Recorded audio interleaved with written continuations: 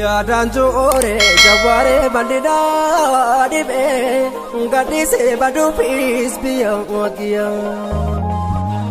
Urubeessa tangalaa meeqatu dhaadhuuf dhaadataa jira beekiyaa.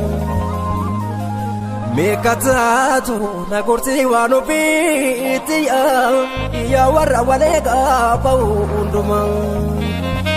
Yoo funyaaru kutanii ashaneetti boo'icha innis tuu'ichi dirqama. Aduun sababa kakkaa mataa miilaan na ba'ee agamsi koree qoratti fana saarfana ba'ee.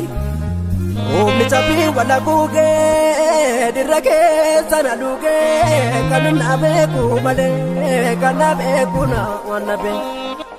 Awwiin koo galmaan geenye abdii kuta deemte maalaan jira yaa biraa jiru koo jiru seetaan akkan jiru kan jira jalakkisuu goraadhee yamaddiisuu rasaasa kalee goota dhukaasa haaloo lammiisa baasa dhugaaniin baddu baratuu baasa. Gomadami kameesatu baasa. Otoon Oromiyaa kuma kabbaaseta kabniisa Oromoota bagada garasi fuudhuu dhabne garasi fuudhuu dhabne leencaa'uun barbada waan adiiga.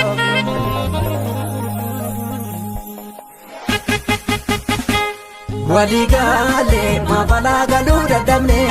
Maafajaalee akkalmoolee alangamne waligaalee maabalaa galuu dadhabne maafajaalee akkalmoolee alangamne wal fakkaatee wal filtii galtee hundoo migiirratti eegidee gumaaratti yaadamiitoo horniisitti makti wal fakkaatee wal filtii galtee hundoo migiirratti eegidee gumaaratti yaadamiitoo horniisitti makti.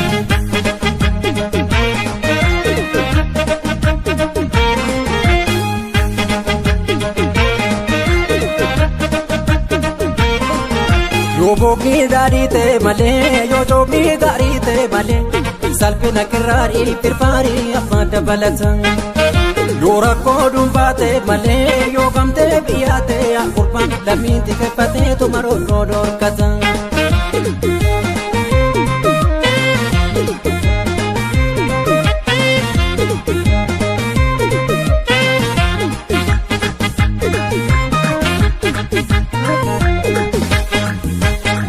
Elee sibiila abiddaan siila dhuga maleen gubata. Beekee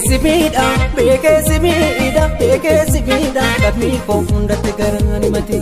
Beekee sibiila lammii koo hundatti garaan mati.